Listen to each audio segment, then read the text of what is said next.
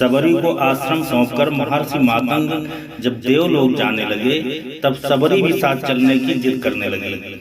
सबरी की उम्र 10 वर्ष की थी। वो महर्षि मातंग का हाथ पकड़ करके रोने लगी।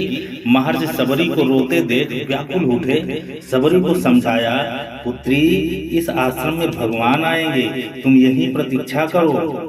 अबोध सबरी इतना अवश्य जानती थी कि गुरु का वाक्य सत्य होकर रहेगा। उसने फिर पूछा, कब आएंगे? महर्षि मातंग त्रिकालदर्शी थे। वे भूत भविष्य सब जानते थे। वे ब्रह्मर्षि थे। महर्षि सबरी के आगे घुटनों के बल बैठ गए और सबरी को नमन किया। आसपास उपस्थित सभी ऋषिगण असमंजस में डूब गए। ये उलट कैसे हुआ? गुरु यहाँ शिष्य को नमन कर रहे हैं, ये कैसे, क्या हो रहा है? महर्षि के तेज के आगे कोई बोल नहीं सका। महर्षि मातंग बोले, पुत्री, अभी उनका जन्म नहीं हुआ है। अभी दशरथ जी का लग्न भी नहीं हुआ।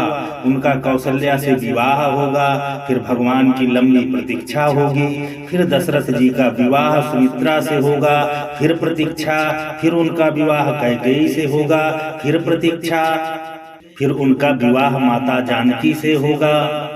उन्हें 14 वर्ष वनवास होगा, फिर वनवास के आखिरी वर्ष माता जानकी का हरण होगा।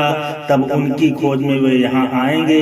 तुम उन्हें कहना, आप सुग्रीव से मित्रता कीजिए, उसे आतताई बाली के संताप से मुक्त कीजिए। आपका आभीष्ट सिद्ध होगा और आप रावण पर अवश्य विजय प्राप्त करेंगे। सबरी एक क्षण किम कर्तव्य पूर्ण सी हो गई। अबोध सबरी इतनी लंबी प्रतीक्षा के समय को माप भी नहीं पाई।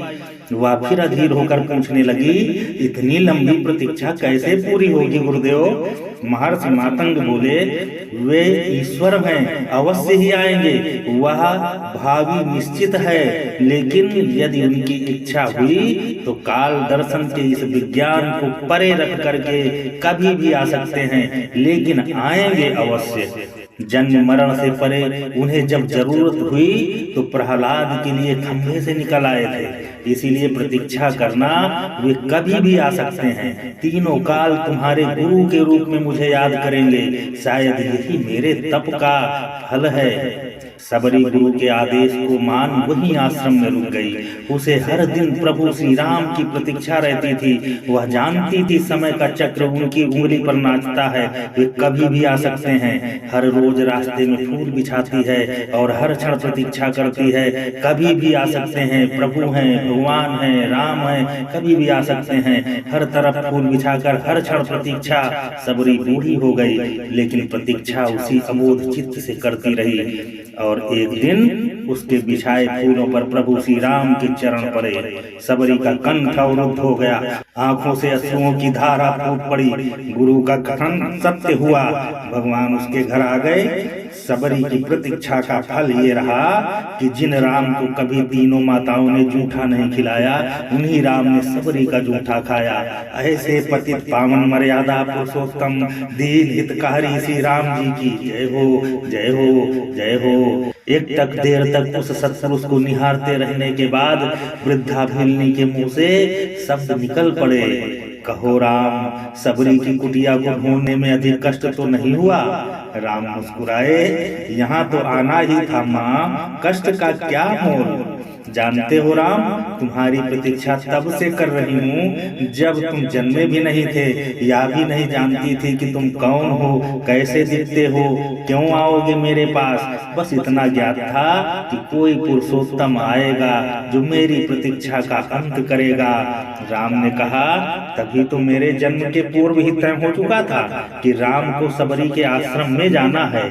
एक बात बताऊं प्रभु, भक्ति में 2 प्रकार की शरणागति होती है, पहली वानरी भाव और दूसरी मार्जरी भाव। बंदर का बच्चा अपनी पूरी शक्ति लगाकर अपनी माँ का पेट पकड़े रहता है ताकि गिरे ना। उसे सबसे अधिक भरोसा माँ पर ही होता है और वह उसे पूरी शक्ति से पकड़े रहता है। यही भक्ति का भी भाव है, जिसमें भक्त अपने ईश्वर को पूरी शक्ति से पकड़े रहता है, दिन रात उसकी आराधना करता है। यह यह बानरी भाव है, पर मैंने यह भाव नहीं अपनाया। मैं तो उस बिल्ली के बच्चे की भांति थी जो अपनी माँ को पकड़ता ही नहीं है, बल्कि निश्चित बैठा रहता है कि माँ है ना, वह सब ठीक कर लेगी, वह स्वयं ही मेरी रक्षा करेगी। और माँ सचमुच में उसे अपने मुंह में टांग कर घूमती है। मैं भी निश्चिंत थी कि तुम आओगे ही, तुम्हें क्या पकड़ना। यह मार्जरी भाव है। राम मुस्कुराकर रह गए। भीलनी ने पुनः कहा, सोच रही हूँ बुराई में भी तनिक अच्छाई छिपी होती है ना। कहाँ सुदूर उत्तर के तुम, कहाँ घोर दक्षिण में मैं, तुम प्रतिष्ठित रघुकुल के भविष्य, मैं वन की भीलनी। यदि रावण का अंत नहीं करना होता तो तुम कहाँ से आते। राम गंभीर हो गए और बोले, भ्रम में न पड़ो माँ। राम क्या रावण का वध करने के लिए इस जंगल में आया है। रावण का वध तो लक्ष्मण अपने पैर से बाण चलाकर भी कर सकते थे। राम हजारों कोस चलकर इस गहन वन में आया है तो केवल तुमसे मिलने आया है माँ, ताकि सहस्त्रों वर्षों के बाद भी जब कोई भारत के अस्तित्व पर प्रश्न खड़ा करे तो इतिहास चिल्लाकर उत्तर दे कि इस राष्ट्र को क्षत्रिय राम और उसकी भीलनी माँ ने मिलकर गढ़ा था। जब कोई भारत की परंपराओं पर उंगली उठाए तो काल उसका गाल पकड़कर कहे कि नहीं, यह एकमात्र ऐसी सभ्यता है जहाँ एक राजपुत्र वन में प्रतीक्षा करती एक वनवासिनी से भेंट करने के लिए 14 वर्ष का वनवास स्वीकार करता है। राम वन में बस इसलिए आया है ताकि जब युगों का इतिहास लिखा जाए तो उसमें अंकित हो सके कि शासन, प्रशासन और सत्ता जब पैदल चलकर वन में रहने वाले समाज के अंतिम व्यक्ति तक पहुँचे तभी वह राम राज्य है। राम वन में इसलिए आया है ताकि भविष्य स्मरण रखे कि प्रतीक्षाएं अवश्य पूरी होती हैं। राम रावण को मारने भर के लिए नहीं आया है माँ। माता सबरी एकटक राम को निहारती रही। राम ने फिर कहा, राम की वन यात्रा रावण युद्ध के लिए नहीं है माता। राम की यात्रा प्रारंभ हुई है भविष्य के आदर्श की स्थापना के लिए। राम राजमहल से निकला है ताकि विश्व को संदेश दे सके कि एक माँ की अवांछनीय इच्छाओं को भी पूरा करना ही राम होना है। राम निकला है ताकि भारत विश्व को सीख दे सके कि किसी सीता के अपमान का दंड असभ्य रावण के पूरे साम्राज्य के विध्वंस से पूरा होता है। राम आया है ताकि भारत विश्व को बता सके कि अन्याय और आतंक का अंत करना ही धर्म है। राम आया है ताकि भारत विश्व को सदैव के लिए सीख दे सके कि विदेश में बैठे शत्रु की समाप्ति के लिए आवश्यक है कि पहले देश में बैठी उसकी समर्थक शूर्पणखाओं की नाक काटी जाए और खरदूषणों का घमंड तोड़ा जाए।